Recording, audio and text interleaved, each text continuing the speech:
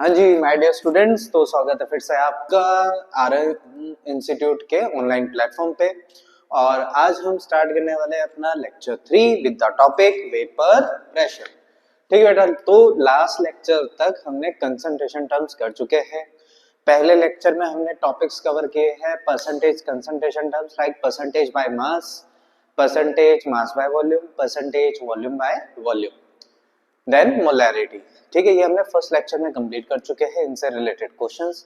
Second lecture में हमने discuss किया था मोलैलिटी, मोलैलिटी और मोलैरिटी का रिलेशन। फिर हमने डिस्कस किया मोल फ्रैक्शन, देन उसके बाद हमने डिस्कस किया था टॉपिक पार्ट्स पर मिलियन। ठीक है बेटा, सो ऐसे हमने कंप्लीट की अपनी 7 कंसंट्रेशन टर्म्स। ठीक है, इसके अलावा मैंने आपको ये भी बताया कि हमारे पास जो एक होती है मास रिलेटेड कंसंट्रेशन टर्म्स। ठीक है, सो एक बार हम रिकैप कर लेते हैं। तो हमने जो कंसंट्रेशन टर्म्स की, तो दो कैटेगरीज में हम उनको डिवाइड करते हैं, मास रिलेटेड कंसंट्रेशन टर्म्स,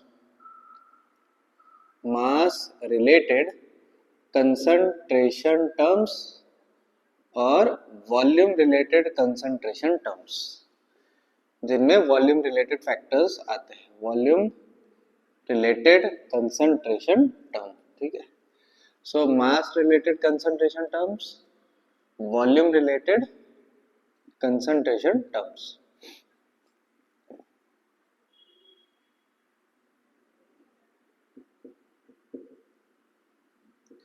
तो हमारे पास मास रिलेटेड कंसंट्रेशन टर्म कौन सी आती है सर? मोलैलिटी,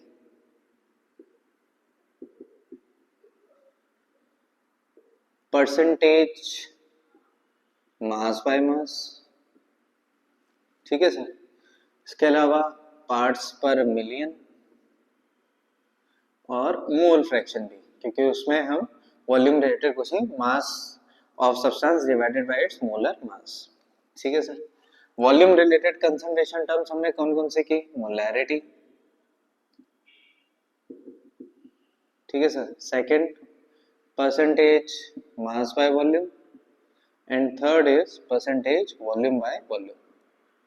अब जो मास रिलेटेड कंसंट्रेशन टर्म्स होती है बेटा, they are temperature dependent concentration term, sorry temperature independent concentration terms. तो mass related concentration terms are, ये ऐसे, ठीक, mass related concentrated terms are temperature dependent,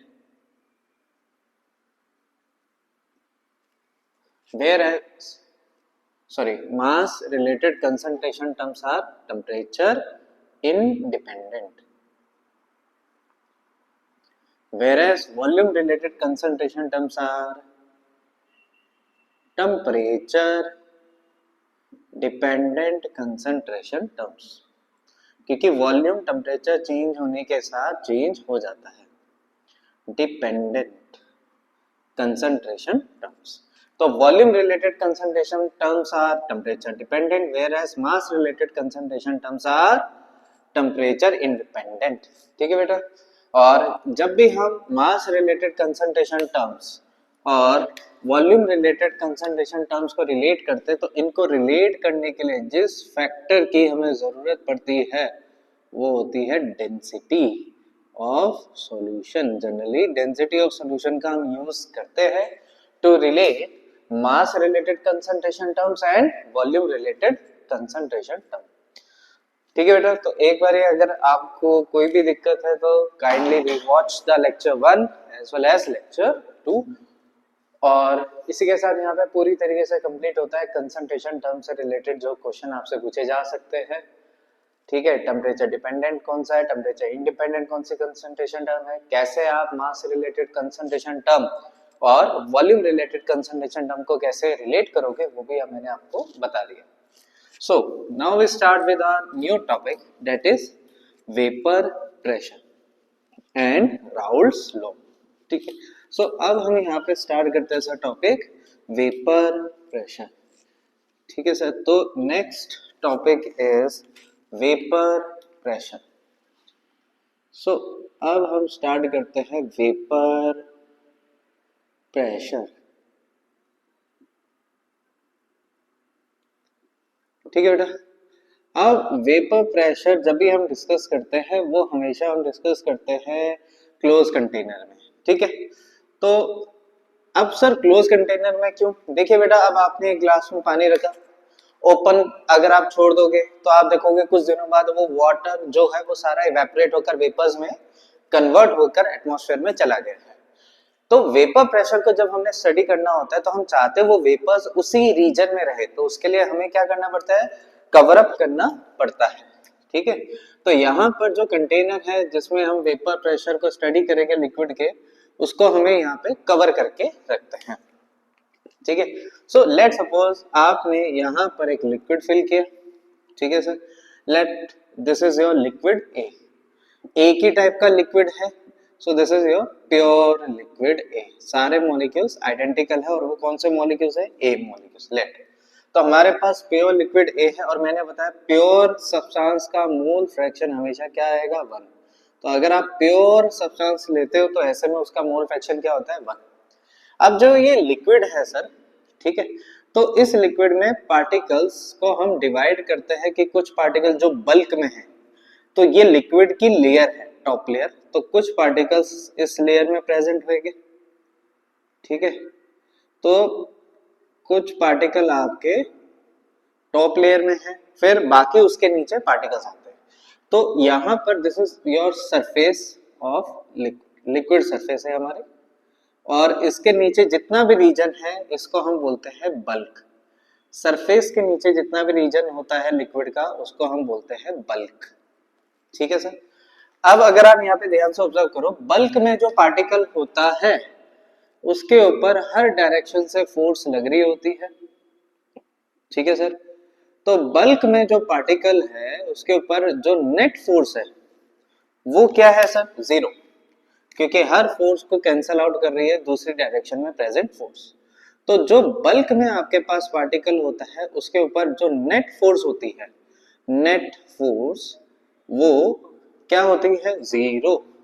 तो बल्क में प्रेजेंट पार्टिकल के ऊपर net force F net is equal to 0। ऐसे में उसकी जो काइनेटिक एनर्जी होती है वो लो होती है, तो हम बोल देते हैं लो एवरेज काइनेटिक एनर्जी। लेकिन वहीं पर जो पार्टिकल सरफेस पे प्रेजेंट है उनके ऊपर लेफ्ट से फोर्स है, राइट से फोर्स है, डाउनवर्ड फोर्स है, बट कोई भी अपवर्ड फोर्स उन फोर्सेस को बैलेंस नहीं कर रही। सो जो ये हमारे पास सरफेस पे मॉलिक्यूल प्रेजेंट होता है उसके ऊपर नेट फोर्स, ठीक है सर, जो सरफेस पे मॉलिक्यूल है उसके ऊपर जो नेट फोर्स है, ठीक है, तो उसके ऊपर जो नेट फोर्स है वो होती है नॉट इक्वल टू 0। और नेट फोर्स अगर 0 नहीं रहेगी वो बेचारा हमेशा कौन से स्टेट में रहेगा? टेंशन की स्टेट में रहेगा। क्यों सर? उसको सिर्फ डाउनवर्ड पार्टिकल्स की ही फोर्स मिल रही है तो उसे डाउनवर्ड खींचेगी, लेकिन उन फोर्सेस को बैलेंस करने के लिए ऊपर कोई भी अभी पार्टिकल प्रेजेंट नहीं है सर। अब ये बेचारा टेंशन में है कि अरे यार नेट फोर्स में 0 है, तो इसको कैसा लगेगा? ये उस जगह से क्या चाहेगा? निकलना चाहेगा। तो इसकी जो रिलेटिवली जो एवरेज काइनेटिक एनर्जी होगी वो बल्क के पार्टिकल के कंपैरिजन में ज्यादा होगी। सो इसकी जो एवरेज काइनेटिक एनर्जी होगी वो होगी high, high average kinetic energy. तो इसको क्या है कि ये सराउंडिंग से अब हेल्प मांगेगा, बोलेगा भाई मेरे को थोड़ी सी हीट दो। तो सराउंडिंग से इसको थोड़ी जितनी भी हीट मिलेगी धीरे धीरे हीट गेन करेगा, और जैसे ही इसको उतनी हीट मिल गई कि ये सरफेस से निकल सके, ये सरफेस से क्या हो जाएगा सर? निकल जाएगा। ये चटैक करके फटैक से ऊपर निकल लेगा, ठीक है। तो ऊपर मतलब जो इसके ऊपर नियरेस्ट रीजन है एटमॉस्फेयर का उसमें। अब ये आ गया कौन से फेज में? लिक्विड पार्टिकल्स के साथ था, अब आ गया ये गैस में, अब आ गया एटमॉस्फेयर में, ये गैसियस पार्टिकल, मतलब ये क्या बन गया? वेपर। कौन से फेज में आ गया ये आपके पास? वेपर फेज में आ गया। अब जैसे ही वेपर फेज में आया तो सर अब नेट फोर्स होगी इसके ऊपर 0, ना कोई नीचे से खींचा, ना ऊपर से, ना लेफ्ट से, ना राइट से। अब हो गया ये एकदम फ्री, एकदम फुट्टा सांड, ठीक है। तो अब ये क्या करेगा भाई? अब ये हो गया खुश, इतने टाइम से इसके ऊपर जो टेंशन थी अभी उससे रिलैक्स हुआ, तो ये क्या करेगा? इधर चला उधर चला, है ना, कभी इस वॉल को मार रहा है, कभी लेफ्ट वाली वॉल को, कभी राइट वाली वॉल को, कभी ऊपर लिड को टकरा रहा है, तो खुशी खुशी में अब ये बेचारा क्या कर रहा है कि हाँ भाई मजा आ गया, है ना, इसको देख के इसके साथ वालों को जलन हुई, उनकी और एनर्जी बढ़ी, वो भी अब धीरे धीरे किसमें आ गए, वेपर फेज में। तो धीरे धीरे सरफेस पार्टिकल वेपर फेज में आने लगे, but surface particle vapour phase में आके मजा तो बहुत आ रहा है भैया, कोई फोर्स नहीं है ना। तो अब यह क्या कर रहे हैं, कंटेनर की वॉल्स को स्ट्राइक कर रहे हैं, लिड को स्ट्राइक कर रहे हैं, खुशी खुशी में ये उस लिक्विड सरफेस पे भी क्या कर रहे हैं, फोर्स अप्लाई कर रहे हैं। अब इनमें से कुछ पार्टिकल जो खुशी खुशी में कभी लेफ्ट टकरा रहे, कभी राइट टकरा रहे, कभी ऊपर टकरा रहे, तो एनर्जी क्या हो जाएगी, कम हो जाएगी। तो जैसे ही लिक्विड के कांटेक्ट में आते हैं कुछ मॉलिक्यूल्स, अगर उनकी एनर्जी कम है, लिक्विड बोलता है आजा आजा आजा, फिर से वो दोबारा से वेपर किस में कन्वर्ट हो जाता है, लिक्विड में। तो होता क्या है कि जो सरफेस पे पार्टिकल्स है वो वेपर फेज में तो जाते हैं, बट ये वेपर फेज में भूल जाते हैं कि आए लिक्विड से ही है। तो उसी गलती में ये जब दोबारा से लिक्विड की सरफेस पे स्ट्राइक करते हैं, अगर इनकी एनर्जी कम है तो ये दोबारा से लिक्विड में ही, लिक्विड पार्टिकल्स दोबारा से इन्हें पकड़ लेते हैं और लिक्विड में ही कन्वर्ट हो जाते हैं। सो ये प्रोसेस चलती है। सो वेपर में जाने की प्रोसेस को आप क्या बोलते हैं, इवेपोरेशन। तो आपका जो लिक्विड है सर, ठीक है सर, तो लिक्विड है प्योर लिक्विड ए, ठीक है, वो लिक्विड ए वेपर ए में जा रहा है सर, बिल्कुल, और वेपर ए में जाने की प्रोसेस को आप बोलते हैं इवेपोरेशन, ठीक है। अब ऐसा नहीं है कि सारे ही मॉलिक्यूल्स एक ही बारे में इवेपोरेशन धीरे धीरे हो रहा है एक कांस्टेंट रेट के साथ। सर कांस्टेंट क्यों रहेगा, क्योंकि टेम्परेचर फिक्स है और टेम्परेचर के ऊपर ही इवेपोरेशन डिपेंड करता है मेजरली, ठीक है। इसके अलावा लिक्विड सरफेस और भी फैक्टर्स होते हैं। तो अगर टेम्परेचर कांस्टेंट है तो रेट ऑफ इवेपोरेशन क्या रहेगा, ऑलमोस्ट कांस्टेंट रहेगा आपका, अगर हमने fix amount of surface area लिया है तो। और लिक्विड एक ही है ना। अब वेपर धीरे धीरे कई बार वो लिक्विड की सरफेस से जब स्ट्राइक कर रहा है तो वो कंडेंस भी हो जा रहा है दो ऐसे लिक्विड में, तो क्या हो रहा है, कंडेंसेशन। तो लिक्विड के मॉलिक्यूल्स वेपर फेज में भी जा रहे हैं और जो वेपर मॉलिक्यूल्स है वो लिक्विड सरफेस पे स्ट्राइक कर रहे हैं। अगर एनर्जी उनकी कम है तब तो लिक्विड में कन्वर्ट हो रहे हैं, अगर नहीं है तो सिर्फ प्रेशर अप्लाई कर रहे हैं लिक्विड की सरफेस पे। सो एक मोमेंट ऐसा आएगा, तो अगर मैं ग्राफिकली समझाऊं तो यहां पे अगर मैं ग्राफ बनाता हूं रेट वर्सेस टाइम का, तो सर लिक्विड तो इवेपोरेट हो रहा है और क्योंकि सरफेस आपने फिक्स कर रखी है तो उसका रेट ऑफ इवेपोरेशन तो क्या रहेगा, कांस्टेंट ही रहेगा, रेट ऑफ इवेपोरेशन, ठीक है। अब रेट ऑफ इवेपोरेशन क्या रहेगा सर, आपका कांस्टेंट ही रहेगा, ठीक है। लेकिन वेपर बनेगा तो वेपर धीरे धीरे भाई कंडेंस भी होगा, कुछ कंडेंस नहीं होंगे, तो रेट ऑफ इवेपोरेशन भी धीरे धीरे इंक्रीज करेगा। एक स्टेज आ जाएगी जहां पर आपके पास rate of evaporation rate of condensation के बराबर हो जाएगा। और जब rate of evaporation rate of condensation के बराबर हो जाएगा वो हमारी कौन सी स्टेट आ जाएगी, equilibrium state, that is T equilibrium. When rate of evaporation, अच्छा इवेपोरेशन को EVAP लिख रहा हूं, is equal to rate of condensation COND। तो अब इस टाइम से T इक्विलिब्रियम, TEQ मतलब T इक्विलिब्रियम, ठीक है सर। तो रेट ऑफ इवेपोरेशन किसके बराबर हो जाएगा, रेट ऑफ कंडेंसेशन के, उस स्टेट को आप बोलते हो इक्विलिब्रियम स्टेट। और वो कैसा इक्विलिब्रियम आएगा, dynamic equilibrium. When rate of evaporation rate of evaporation is equal to rate of condensation, ठीक है, rate of condensation, that state is known as equilibrium state। और इस equilibrium state पे जो वेपर्स, लिक्विड की सरफेस पे जो वेपर्स है, अब जो लिक्विड की सरफेस पे जो ये वेपर्स, इस इक्विलिब्रियम स्टेट पे जो ये वेपर्स लिक्विड की सरफेस पे जो प्रेशर अप्लाई करेंगे that pressure is known as vapour pressure, ठीक है। तो उस प्रेशर को आप क्या बोलते हो सर, वेपर प्रेशर। सो अब जो ये इक्विलिब्रियम स्टेट है इसमें कैसा इक्विलिब्रियम है sir, dynamic equilibrium, dynamic equilibrium, ठीक है सर। अब यहां पर हम बात कर सकते हैं सर कि vapour pressure is defined as, और वेपर प्रेशर जब भी हम डिस्कस करते हैं ना बेटा, वो प्योर लिक्विड का भी डिस्कस करें, तो vapour pressure is defined as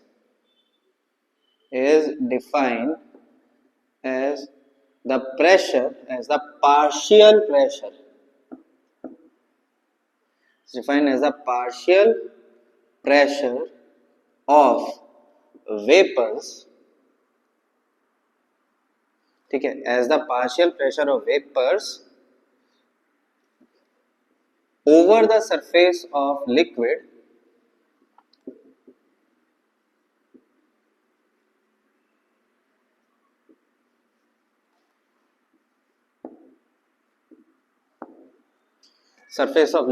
in dynamic. Vapor pressure is defined as the partial pressure of vapors over the surface of liquid in the dynamic equilibrium state. In the dynamic equilibrium state, जब आपका liquid और vapour dynamic equilibrium पे है, तो उस condition पे जो vapour pressure apply कर रहे हैं vapours over the surface of the liquid is known as vapour pressure, ठीक है बेटा। And for pure liquid, for pure liquid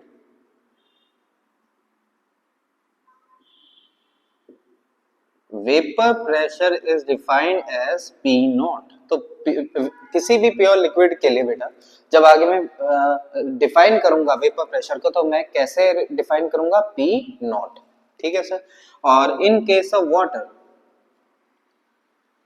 ठीक है, for pure liquid vapour pressure is equal to P naught, vapour pressure is equal to P naught, ठीक है। और in case of water,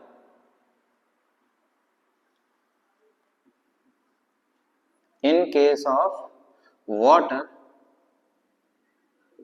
vapor pressure is also known as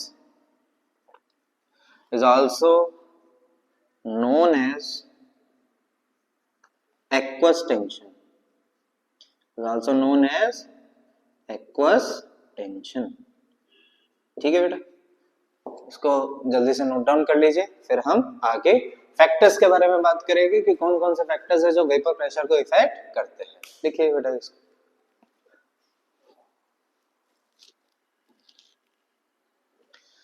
ठीक है, तो आप लिख लीजिए इसको।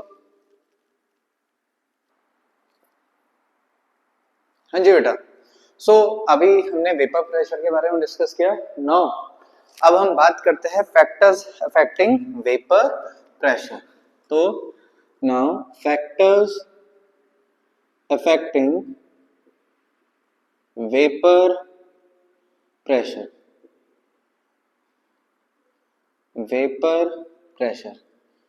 ठीक है सर।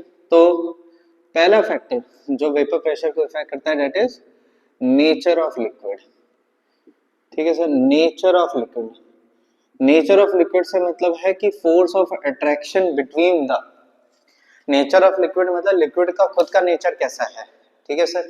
कि लिक्विड के, और नेचर का मतलब है कि लिक्विड के मॉलिक्यूल्स के बीच में फोर्स ऑफ अट्रैक्शन कैसा है।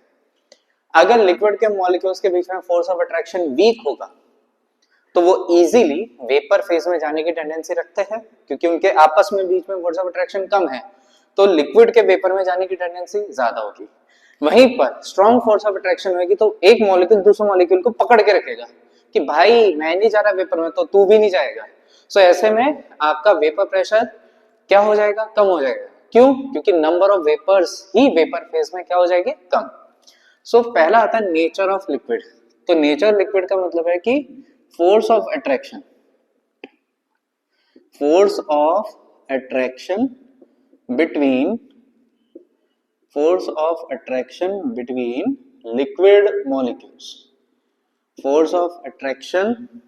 between liquid molecules, तो force of attraction between liquid molecules जितना कम होगा, उतना tendency to escape in vapour phase ज्यादा होगी।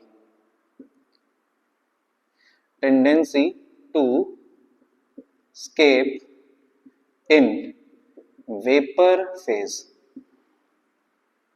ज्यादा होगी, और जितना वेपर फेज में जाने की टेंडेंसी होगी उतना ही ज्यादा नंबर ऑफ वेपर्स होंगे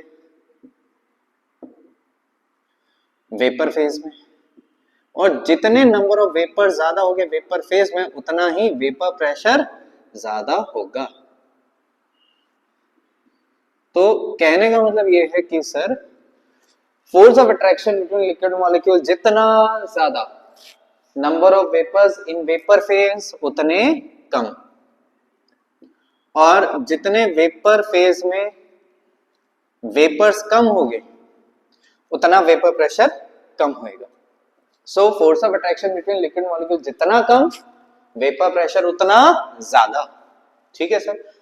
नेक्स्ट, तो एग्जांपल के तौर पे करते हैं। जैसे अगर हम यहाँ पे बात करें, पहला एग्जांपल दैट इज वाटर, ठीक है सर, H2O एंड आपके पास आता है इथेनॉल CH3CH2OH। तो किसका वेपर फेज में जाने के चांसेस टेंडेंसी सबसे ज्यादा होगी, एक बार देखते हैं। तो यहां पर जो आपके पास वाटर मॉलिक्यूल होता है सर, तो ये करता है इंटर मॉलिक्यूलर H बॉन्ड चारों डायरेक्शन से, ठीक है सर। लेकिन यहां पर जो आपके पास इथेनॉल आता है, तो इसमें तो एक तो है hydrocarbon part C2H5 which is hydrophobic, तो वो तो इंटरमोलिकुलर हाइड्रोजन बॉन्ड में पार्टिसिपेट नहीं करेगा। जो दूसरा है OH पोर्शन, वो ही इंटरमोलिकुलर H बॉन्ड में पार्टिसिपेशन करेगा। But because hydrophobic part C2H5 ज्यादा बल्कि है, तो उसका जो इंटरमोलिकुलर फोर्स ऑफ अट्रैक्शन है वो थोड़ा वीक होएगा। सो यहां पर इन केस तो intermolecular hydrogen bond, intermolecular H bond, ठीक है सर, किस केस में ज्यादा है, किस केस में स्ट्रॉन्ग है इंटरमोलिकुलर H बॉन्ड, वाटर के केस में ज्यादा स्ट्रॉन्ग है देन इथेनॉल, वाटर के केस में ज्यादा स्ट्रॉन्ग है देन इथेनॉल। इसी वजह से वाटर के एट गिवन टेम्परेचर, बेटा याद रखना वेपर प्रेशर जब हम डिस्कस करते हैं कांस्टेंट टेम्परेचर पे डिस्कस करते हैं, क्योंकि वेपर प्रेशर आगे सेकंड फैक्टर कराऊंगा टेम्परेचर, उसके साथ चेंज करते हैं। सो एट अ गिवन टेम्परेचर जो फोर्स ऑफ अट्रैक्शन है वो वाटर मॉलिक्यूल्स में ज्यादा है देन इथेनॉल, और इसकी वजह से क्या होगा, वाटर के वेपर फेज में जाने की टेंडेंसी कंपेयर टू इथेनॉल वो कम होगी। सो ऐसे में आप बोल सकते हैं जो vapour pressure at given temperature वो किसका ज्यादा होगा, C2H5OH का वेपर प्रेशर वाटर से ज्यादा होगा। क्यों?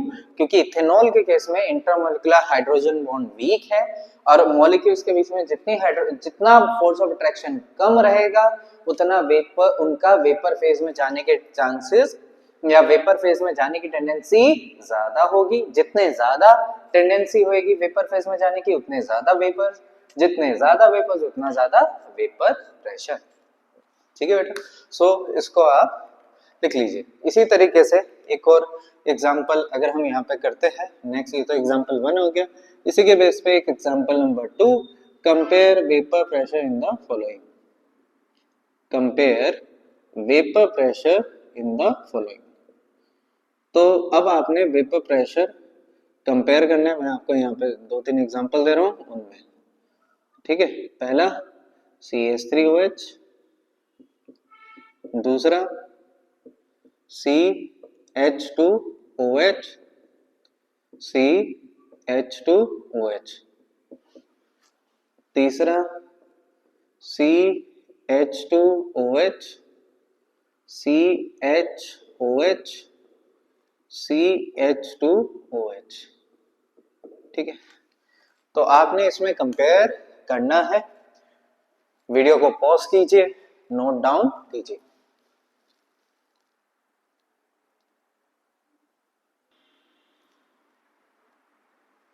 हाँ जी बेटा, तो यहाँ पे देखिए भाई ध्यान से, तो यहाँ पर जो इंटरमोलिकुलर हाइड्रोजन बॉन्ड है उसमें एक ही OH इन्वॉल्व है। यहाँ पे इंटरमोलिकुलर हाइड्रोजन बॉन्ड में 2 OH, यहाँ पे इंटरमोलिकुलर हाइड्रोजन बॉन्ड में 3 OH, तो जितने ज्यादा इंटरमोलिकुलर हाइड्रोजन बॉन्ड उतना strong force of attraction between the molecules, और उतना ही वेपर फेज में जाने की टेंडेंसी कम। जितना वेपर फेज में जाने की टेंडेंसी कम, उतने नंबर ऑफ वेपर्स भी कम हो जाएंगे। नंबर ऑफ वेपर्स भी जितने कम हो जाएंगे, वेपर प्रेशर भी उतना कम हो जाएगा। तो सबसे इजीली वेपर फेज में कौन जाएगा? ए, तो उसका वेपर प्रेशर ज्यादा, फिर बी, और सबसे कम चांसेस जाने के सी के, तो उसका वेपर प्रेशर सबसे कम होगा। ठीक है बेटा, सो आई होप आपने ये आंसर करेक्ट किया होगा।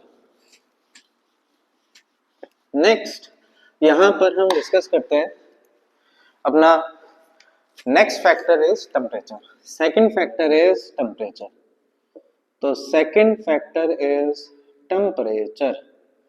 अब यहाँ पे अगर हम डिस्कस करते हैं सर टेम्परेचर, तो vapour pressure is directly proportional to temperature, is function of temperature.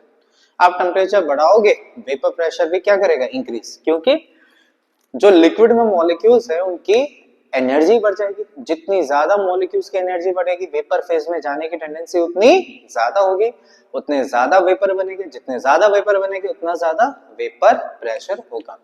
So vapour pressure एक तरीके से आप बोल सकते हो it is also function of temperature. तो जैसे जैसे आप टेम्परेचर को इंक्रीज करोगे, वेपर प्रेशर भी क्या करेगा सर? इंक्रीज करेगा। ठीक है सर, और यहीं से एक टर्म आती है जिसको हम बोलते हैं, टेम्परेचर जब डिस्कस कर ही लिया वेपर प्रेशर के लिए, तो बॉइलिंग पॉइंट भी डिस्कस करते हुए चलते हैं। So next term is boiling point. Sir boiling point क्या होता है? बॉइलिंग पॉइंट का मतलब होता है सर जहां पे आपका लिक्विड बॉयल होना स्टार्ट हो जाए। बट वह कौन सा टेम्परेचर होता है, उसकी एग्जैक्ट डेफिनेशन क्या है? तो उसकी डेफिनेशन ये कि बॉइलिंग पॉइंट वो टेम्परेचर होता है जहां पर आपका जो वेपर प्रेशर है, लिक्विड का वेपर प्रेशर, वो एक्सटर्नल प्रेशर के क्या हो जाता है? बराबर है। ठीक है सर, अब जब एक्सटर्नल प्रेशर और वेपर प्रेशर एक दूसरे के बराबर हो जाते हैं, उस स्टेज पे बॉइलिंग स्टार्ट होती है। और वहीं पर अगर एक्सटर्नल प्रेशर मेरा 1 atm हो, तो उसको हम बोलते हैं नॉर्मल बॉइलिंग पॉइंट। ठीक है बेटा, सो बॉइलिंग पॉइंट क्या होता है?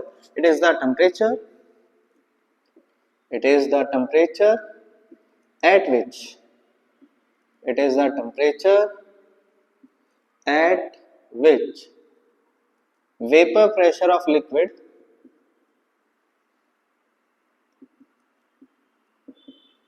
is equal to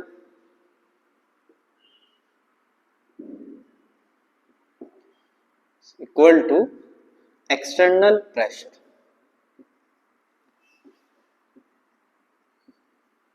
ठीक है, and if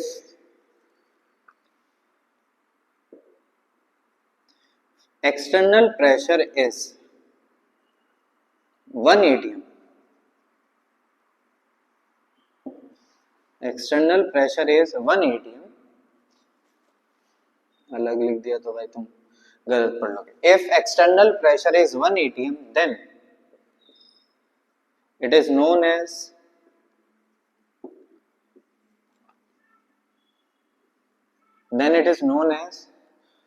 normal boiling point, normal boiling point. ठीक है बेटा,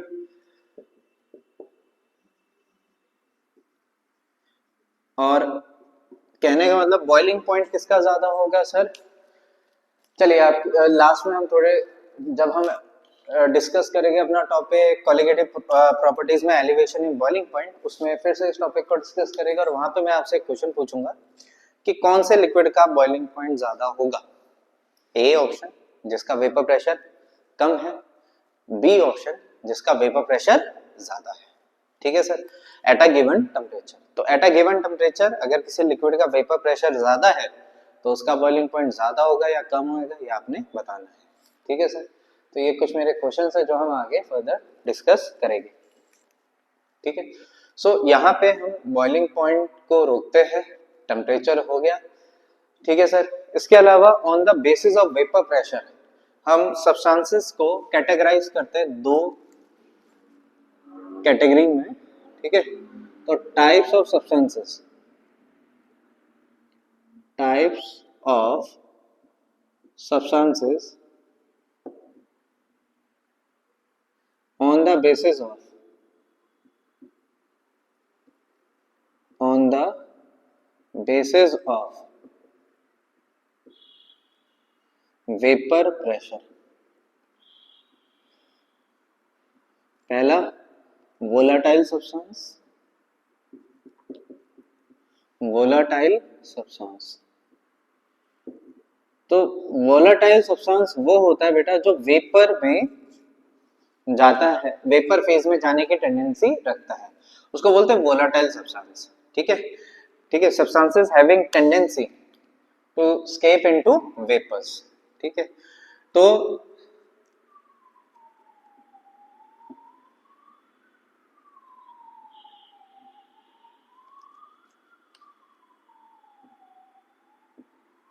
substances having tendency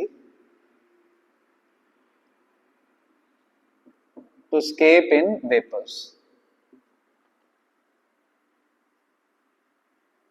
escape into vapors. तो जो वेपर में जाने की टेंडेंसी रखते हैं, ठीक है, या जो वेपर में जाते हैं, वेपर में कन्वर्ट हो सकते हैं, उनको बोलते हैं वोलाटाइल सब्सटेंस, और उनके लिए वेपर प्रेशर की value is not equal to 0, ये ध्यान रखना. और वहीं पर हमारे पास आते हैं नेक्स्ट बेटा non volatile substances. Non volatile substances, तो नॉन वोलाटाइल सब्सटेंसेस कौन से होते हैं? Non volatile substance which have no escape tendency into vapor phase, which have no, ठीक है, substances which does not, substances which does not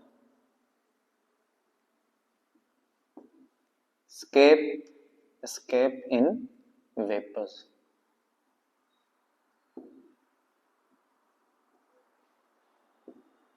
जो vapours में नहीं कन्वर्ट होते डायरेक्टली, और आप बोल सकते हो इनका जो वेपर प्रेशर होता है वो 0 होता है, क्योंकि जब वेपर फेज में जाएगा ही नहीं तो वेपर प्रेशर होगा कहाँ से? सो ऐसे सब्सटेंसेस वोलेटाइल सब्सटेंस होते हैं जिनका vapour pressure not equal to 0 है, सिग्निफिकेंट वैल्यूज होती है.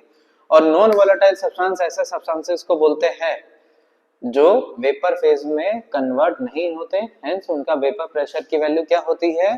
0. ठीक है बेटा, नोट डाउन कर लीजिए इसको. लास्ट अभी डिस्कस किया temperature and volatile and non volatile substances. अभी तक हमने जो वेपर प्रेशर डिस्कस किया बेटा, वो वेपर प्रेशर हमने डिस्कस किया इन case of pure liquids only. ठीक है, अब हम सॉल्यूशंस के केस में वेपर प्रेशर को डिस्कस करते हैं. सो vapour pressure of liquid solution, vapour pressure अब हम डिस्कस करते हैं ऑफ लिक्विड सॉल्यूशंस.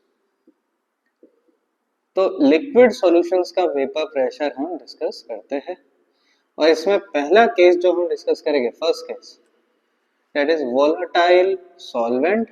बेटा हमारा जो सॉल्वेंट रहेगा वो वोलेटाइल ही रहेगा, सॉल्यूट नॉन वोलेटाइल भी हो सकता है. तो केस 1 वोलेटाइल सॉल्वेंट में आप मिक्स कर रहे हो वोलेटाइल सॉल्यूट, वोलेटाइल सॉल्यूट. ठीक है, और वोलेटाइल सॉल्वेंट है A, वोलेटाइल सॉल्यूट है B. ठीक है, और लेट, ये मैं मान के चल रहा हूं लेट, ठीक है, vapour pressure of pure solvent A is greater than vapour pressure of pure solute B. ये मैंने अज्यूम कर लिया अपनी तरफ से, आप B को भी अज्यूम कर सकते हो. सो यहां पर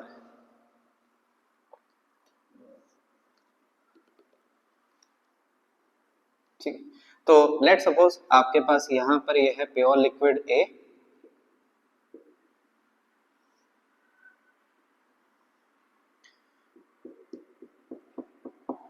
this is your pure liquid A, और प्योर लिक्विड A का, this is pure liquid A, और प्योर लिक्विड A का जो वेपर प्रेशर है वो है P naught A, mole fraction है ऑफ प्योर लिक्विड A का वो आएगा 1.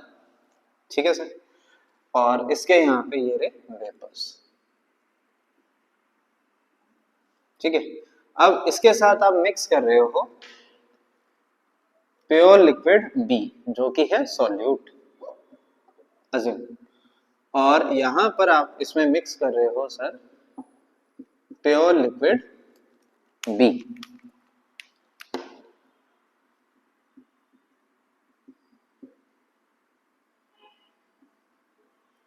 So this is your pure liquid B और इस प्योर लिक्विड बी का वेपर प्रेशर है P नॉट बी और क्योंकि प्योर लिक्विड है तो इसका खुद में मोल फ्रैक्शन क्या हो जाएगा 1। अब आपने दोनों को मिक्स किया और दोनों को मिक्स करके आपने बेटा क्या बना दिया एक सॉल्यूशन। आपने बनाया एक लिक्विड सॉल्यूशन।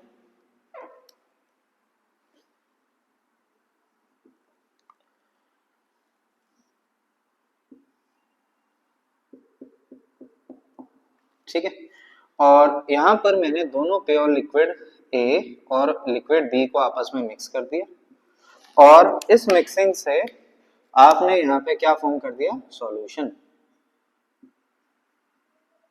ठीक है तो यहाँ पे ये आपके पास बन गया सर सॉल्यूशन। अब जब आपने सॉल्यूशन बनाया दोनों ही लिक्विड क्या है, दोनों ही लिक्विड के जो मॉलिक्यूल्स है वो वोलाटाइल है नेचर में, तो ए के भी मॉलिक्यूल्स वेपर फेज में बनेंगे। अच्छा बेटा याद रखना जब आप लिक्विड सॉल्यूशन बनाते हो ना उसमें वेपर फेज में अब लिक्विड ए लिक्विड बी क्योंकि दोनों ही वोलाटाइल है दोनों के वेपर्स फॉर्म होंगे बट उस लिक्विड के वेपर ज्यादा फॉर्म होंगे वेपर फेज में जो ज्यादा वोलाटाइल है। ठीक है क्योंकि मैंने यहाँ पे ये अज्यूम करके चला हूं कि liquid A is more volatile than liquid B तो मैंने लिक्विड ए के ज्यादा वेपर्स बनाए हैं in comparison to liquid B. ठीक है बेटा अब यहां पर जो अब इस लिक्विड सरफेस पे ठीक है यहां पर ये आपकी लिक्विड सरफेस है। अब इस लिक्विड सरफेस पे जो वेपर प्रेशर अप्लाई हो रहा है वो ए और बी दोनों की वजह से हो रहा है। So the vapour pressure over the liquid surface over the liquid solution surface is by vapour A as well as vapour B तो दोनों ही वेपर अपना प्रेशर अप्लाई कर रहे हैं। तो ऐसे में जो total vapour pressure of solution होएगा so the vapour pressure of above the solution vapour pressure above the solution is A के मॉलिक्यूल्स ए वेपर्स की वजह से भी है और बी वेपर्स तो हर वेपर अपना अपना इंडिविजुअल प्रेशर लगाता है और उसको हम बोलते हैं partial pressure. So vapour pressure of solution is equal to partial pressure of A due to A molecules A vapours plus partial pressure of B vapors. So vapor pressure over the solution is equal to sum of partial pressure of vapors A plus partial pressure of vapor B. And ये expression हमें कौन देता है sir Dalton's law of partial pressure.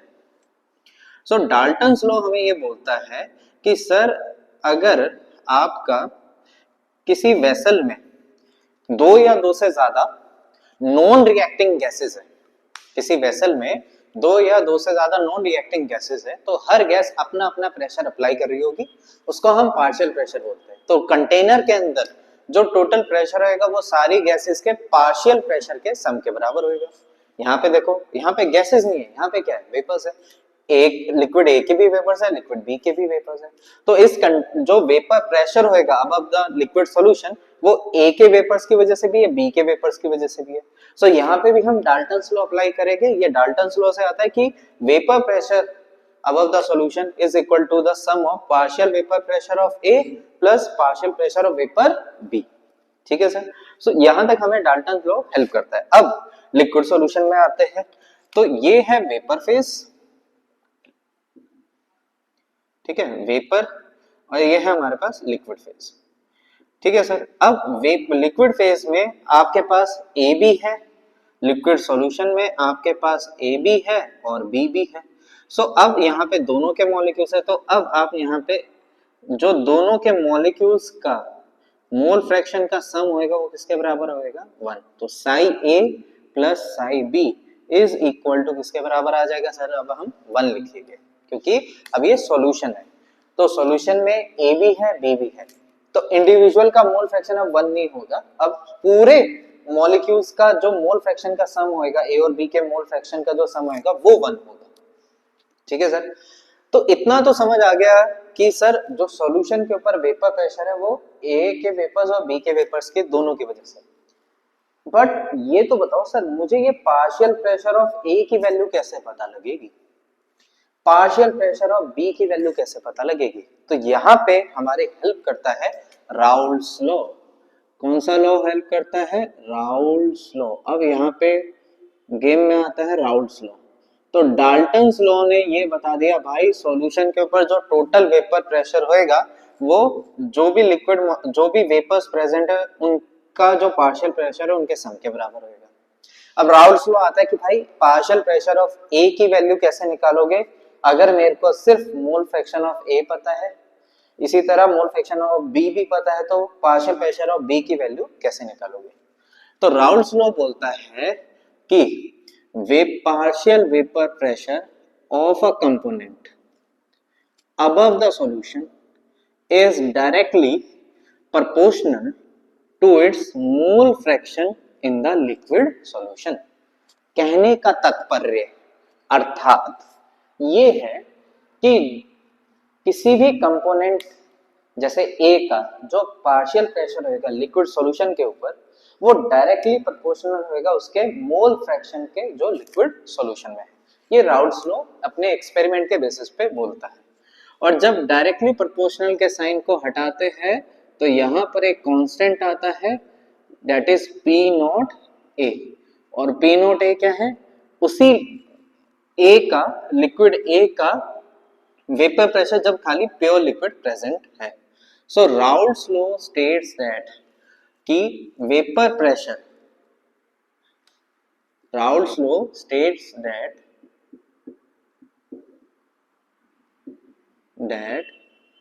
vapor partial pressure of a component of a vapor of a component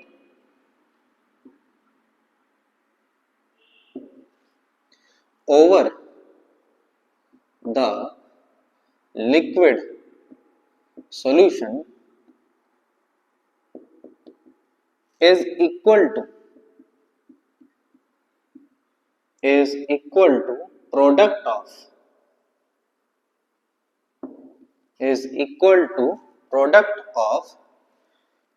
vapor pressure of component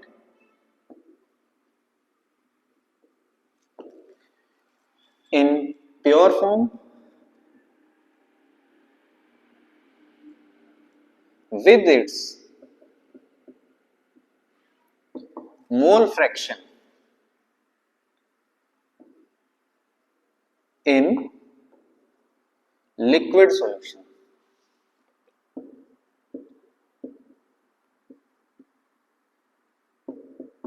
ठीक है बेटा। states that partial pressure of a component over the liquid solution is equal to product of vapor pressure of the component in pure form with its mole fraction in liquid solution। Similarly हम ऐसा भी बोल सकते हैं, फिर यहीं से हमारे पास आ जाएगा partial pressure of B that is equal to P naught B. ठीक है, तो पार्शियल प्रेशर ऑफ बी भी directly proportional to mole fraction, its mole fraction in liquid solution. So partial pressure of B is equal to किसके बराबर आ जाएगा sir? P naught B X B. ठीक है बेटा, तो यहां से आपके पास आ गया पी बी और पी ए। और फिर हमारे पास यहाँ पे आ जाएगा वेपर प्रेशर ऑफ सॉल्यूशन। ठीक है सर, तो यहाँ पे अब हम लिख सकते हैं vapour pressure of solution is equal to P naught A X A plus क्या आ जाएगा sir? P naught B X B. ठीक है, सो यहाँ से ये बन गया हमारे पास राउल्स लॉ का एक्सप्रेशन। ठीक है, आप इसको नोट डाउन कीजिए। ठीक है, समझ के लिखिए, बहुत इंपॉर्टेंट टॉपिक है सीबीएसई बोर्ड का। हाँ जी बेटा, तो आई होप आपने लिख लिया होगा। सो अभी हमने जो रिवाइज किया that is partial pressure of vapour A due to partial pressure of vapor A over the liquid solution is equal to P naught A mole fraction of A partial pressure of vapor B over liquid solution is equal to P naught B XB. So vapor pressure over the solution is equal to किसके बराबर आ जाएगा? Partial pressure of A plus partial pressure of B था according Dalton's law. So vapor pressure of solution is equal to किसके बराबर आएगा sir? P naught A x A plus क्या आ जाएगा सर आपके पास? P naught B x B, where P naught A and P naught B are vapor pressure of liquid A in its pure form and P naught B is vapor pressure of pure liquid B. ठीक है sir, where XA is the mole fraction in liquid solution, XB is the mole fraction of B in liquid solution. अच्छा, हम यहाँ पे ये भी जानते हैं कि XA is equal to XA, ठीक है sir. So XA plus XB is equal to किसके बराबर होता है? 1 के बराबर. सो यहाँ पर मैं चाहूँ तो XA को XB की फॉर्म में लिख सकता हूँ 1 माइनस XB, या मैं यहाँ पर ऐसे भी लिख सकता हूँ XB is equal to 1 minus XA. इन दोनों ही एक्सप्रेशंस को जब हम ऊपर पुट करते हैं तो यहाँ पे आता है vapour pressure of solution is equal to, solve करने पे आपके पास आएगा P नॉट A प्लस इधर आ जाएगा P naught B minus P naught A x B. ठीक है, अब आपको डाउट आएगा सर कैसे? बेटा मैंने बहुत बारी सॉल्व किया है. सो जब वैल्यूज के यहाँ पुट करेंगे आप इसको ऐसे याद रख लो, XA is equal to X minus B. जब आप ऊपर पुट करोगे वैल्यू आएगी AB सर, मतलब P naught A plus bracket P naught B minus P naught A XB, AB.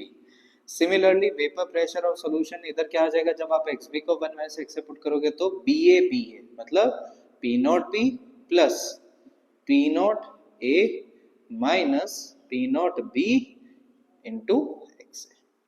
ठीक है, सो इस तरीके से आप ये दो अलग फॉर्म में भी वेपर प्रेशर और सॉल्यूशन के एक्सप्रेशन को लिख सकते हो. सो यहाँ से हमारे पास राउल्स लॉ का यूज करके आता है वेपर प्रेशर ऑफ सॉल्यूशन.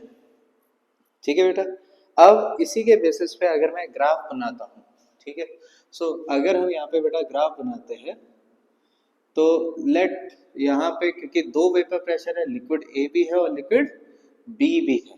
ठीक है सर, सो यहाँ पर अब मैंने ग्राफ बनाना है. मैंने स्टार्टिंग में क्या अज्यूम किया था? हमने स्टार्टिंग में ये अज्यूम किया था कि P naught A is greater than P naught B. ठीक है, सो y एक्सिस पे हम वेपर प्रेशर को रखेंगे तो एक साइड पे P नॉट A आ जाएगा और P नॉट B. सब P नॉट A ऊपर आएगा क्योंकि उसकी वैल्यू मैंने लेट अज्यूम की. आप P नॉट B को भी ज्यादा अज्यूम कर सकते हो देन P नॉट A. ठीक है, और जब आप सिर्फ P नॉट A के बारे में बात कर रहे हो तो मतलब प्योर लिक्विड A के बारे में बात कर रहे हो तो उसका मोल फ्रैक्शन की वैल्यू हो जाएगी 1 और B तो उसमें होगा नहीं, तो यहाँ पे XB हो जाएगा 0. सिमिलरली यहाँ पे XA जब आप प्योर लिक्विड B के बारे में बात करोगे तो 0 हो जाएगा और XB की वैल्यू क्या हो जाएगी? 1. ठीक है सर, सो यहाँ पर आपके पास जो ग्राफ आता है वो क्या आएगा सर? तो यहाँ पर जब हम बात कर रहे हैं P naught vapour partial pressure of A, so यहाँ पे हम एक्सप्रेशन यूज करेंगे, ठीक, ये वाला first. So partial pressure A is equal to P naught A x A. ये हमारा किस टाइप का ग्राफ है सर? लीनियर ग्राफ है. ठीक है, तो यहाँ पर ये ग्राफ आपका इस तरीके से आएगा. ये पार्शियल प्रेशर ऑफ A की कर्व है. जैसे जैसे x A बढ़ता जाएगा, है ना, आप धीरे धीरे P नॉट A की तरफ बढ़ते जाओगे. Similarly then from equation 2 PB is equal to P naught B. तो जैसे जैसे आपका XB का वैल्यू बढ़ता जाएगा आप P नॉट B की तरफ मूव करते जाओगे. और वेपर प्रेशर ऑफ सॉल्यूशन के लिए आप इनमें से किसी को भी रिप्रेजेंट कर सकते हो. जैसे vapour pressure of solution is equal to P naught B, मतलब ये हमारा इंटरसेप्ट आ गया, P naught A minus P naught B slope आ गई इज इक्वल टू x. तो हमारा जो वेपर प्रेशर ऑफ सॉल्यूशन है उसकी कर्व ऐसे बनेगी. So this is vapor pressure of solution P naught A XA plus P naught B XB.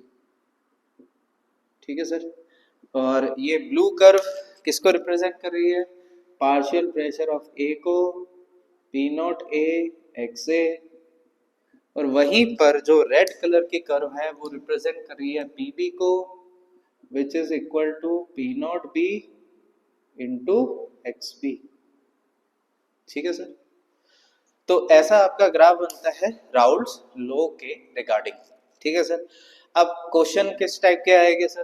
Question आपको दे दिया जाएगा कि आपने दो ऐसे लिक्विड को मिक्स किया है जो क्या बना, जो राउल्ट्स लॉ को फॉलो कर रहे हैं।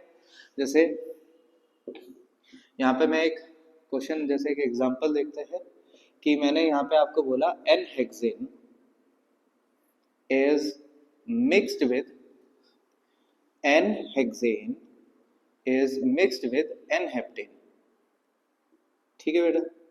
और यहाँ पर जो n-hexane है, जब ये प्योर फॉर्म में है तो n-hexane का जो वेपर प्रेशर है, let's suppose 300 mmHg of Hg column.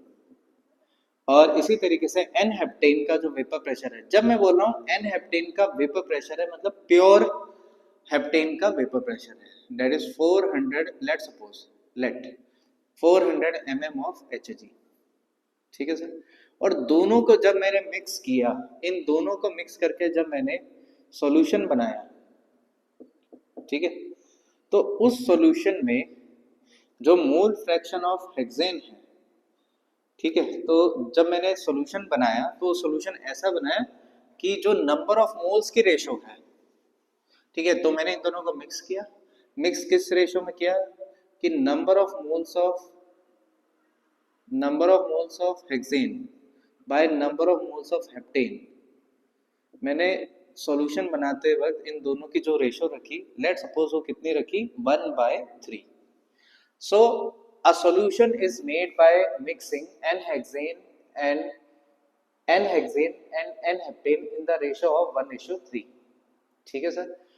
और यहाँ पे बेटा ये n का मतलब है नंबर ऑफ मोल्स, कि number of moles of hexane और हेप्टेन की रेशो आपने ली 1/3 और उनको मिक्स करके आपने क्या बनाया, सॉल्यूशन बनाया। अब मैं आपसे पूछ रहा हूँ कि इस सॉल्यूशन का मेरे को आपने वेपर प्रेशर ऑफ सॉल्यूशन बताना है। ठीक है सर। सो यहाँ पे आपके पास एक क्वेश्चन है कि एन हेक्सेन का प्योर फॉर्म में उसका जो वेपर प्रेशर है 300 mmHg है, और वहीं पर vapour pressure of n heptane का, और जब मैं वेपर प्रेशर बोल रहा हूँ एन हेप्टेन मतलब उसका प्योर फॉर्म का जो वेपर प्रेशर है 400 mm ऑफ Hg, और मैंने जब दोनों को मिक्स किया तो किस मोलर रेशो में मिक्स किया, 1:3 में। सो आपको वेपर प्रेशर ऑफ सॉल्यूशन बताना है। ठीक है बेटा। तो यहाँ पर वेपर प्रेशर ऑफ सॉल्यूशन का सर मेरे को तो फॉर्मूला क्या पता है, P नॉट A, मतलब कोई एक A liquid into its mole fraction in solution plus P naught B liquid into its mole fraction in liquid solution. तो यहाँ पर मेरे पास दो लिक्विड कौन से, हेक्सेन एंड हेप्टेन। तो यहाँ पर मैं लिख देता हूँ P not of heptane multiply it's mole fraction in liquid solution plus mole fraction of hexane, vapour pressure of hexane multiply by it's mole fraction in liquid solution. ठीक है sir. तो हमें पी नोट पता है sir, mole ratio से mole fraction कैसे निकालेंगे, तो सर सिंपल से है, आपको मैंने number of moles of hexane bye number of moles of heptane तो दे दिया है, कितना दिया सर, 1/3। ऐसा करो दोनों तरफ +1 कर लो, तो आप करोगे number of moles of hexane bye number of moles of heptane, इधर +1 कर लो, ऐसे ही 1/3 +1 कर लो, क्या फर्क हो जाएगा, 1 से 1 तो वैसे कैंसिल होना है। तो आपके पास यहाँ पे आ जाएगा number of moles of hexane plus number of moles of heptane divided by number of moles of heptane is equal to, यहाँ पे वैल्यू आ जाएगी 4/3। अब इसको रेसिप्रोकल कर लो, जब आप रेसिप्रोकल करोगे तो यहाँ पे क्या आ जाएगा, number of moles of heptane bye number of moles of hexane plus number of moles of heptane, और ये एक टाइप का क्या आ गया आपका, मोल फ्रैक्शन। तो यहाँ पे आपके पास आप बोल सकते हो it is equal to mole fraction of heptane. अच्छा, हेक्सेन के लिए तो ऐसी मेहनत मत करना, mole fraction of hexane is equal to, mole fraction of hexane is equal to 1 minus mole fraction of heptane, और वैल्यू आ जाएगी आपके पास 1 माइनस 3/4। सॉल्व करोगे तो कितना आ जाएगा बेटा, 1/4। सो यहाँ पर this is mole fraction of hexane, this is mole fraction of heptane. ठीक है। अब ये वैल्यूज आ गई, पी नोट तो हमें ऑलरेडी गिवन है, वैल्यू पुट करो और आंसर कैलकुलेट कर लो। सो यहाँ पर आपके पास मोल वेपर प्रेशर ऑफ सॉल्यूशन जो आ जाएगा that is P note heptane into mole fraction of heptane plus P naught of hexane into mole fraction of hexane। तो वैल्यू जब आप पुट करोगे तो हेप्टेन का वेपर प्रेशर की वैल्यू पुट करो into its mole fraction 3/4 plus hexane का vapour pressure की वैल्यू पुट करो into its mole fraction of hexane that is 1/4। ठीक है सर। सो आप जब इसको सॉल्व करोगे तो यहाँ पे ये आ जाएगा 100 और ये आ जाएगा 300 प्लस यहाँ पे आ जाएगा 75 और सॉल्व करोगे तो कितना आ जाएगा 375 mm ऑफ Hg।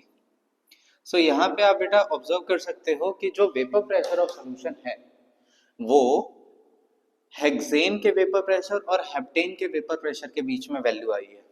ठीक है।